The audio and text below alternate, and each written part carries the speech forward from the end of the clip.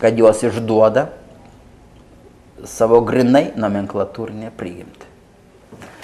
Reikalas tas, kad vienas iš mitų, kuris labai paplitęs tarp tų vadinamųjų nesisteminių politinių jėgų, yra nuoširdus įsitikinimas, kad joms nesiseka todėl, kad atseit valdžia neskiria pinigų jų veiklai.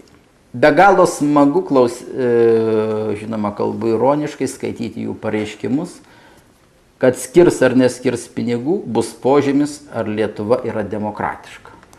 Išvertus šitokią mintį į žmogišką kalbą galima pasakyti taip.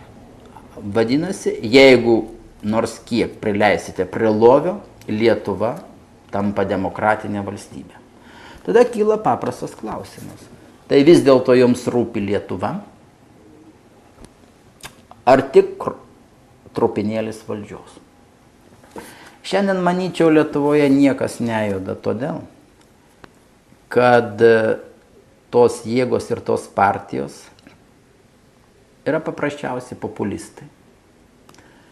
Ir jos daro tai, ką darė daugybė sąjungininkų, kurie tiesa skiriasi nuo dabartinių jėgų tuo, kad bent vieną dalyką padarė. Tai iš tiesų nepriklausomybė buvo paskelbta.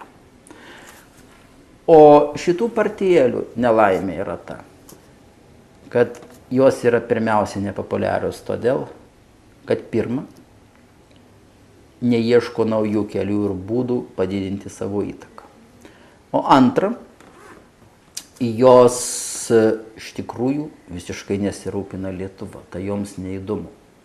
Kas, pavyzdžiui, tokioms partijėlėms trukdytų, tarkime, organizuoti įvairias pilietinės akcijas. Turėti galų gale bent solidžius savo svetainės, kuriuose būtų užsiėmama normalia piliečių ugdymo ir švietimo veikla. Pažvelkite, kas ten vyksta. Absoliutus skurdas. Todėl, ką mes turime merdėjimą, staigiai šiek tiek tarsi prabundama rinkimų išvakarėse, patiriamas eilinis sutriuškinimas ir vėl letargo miegas 4 metams. Tai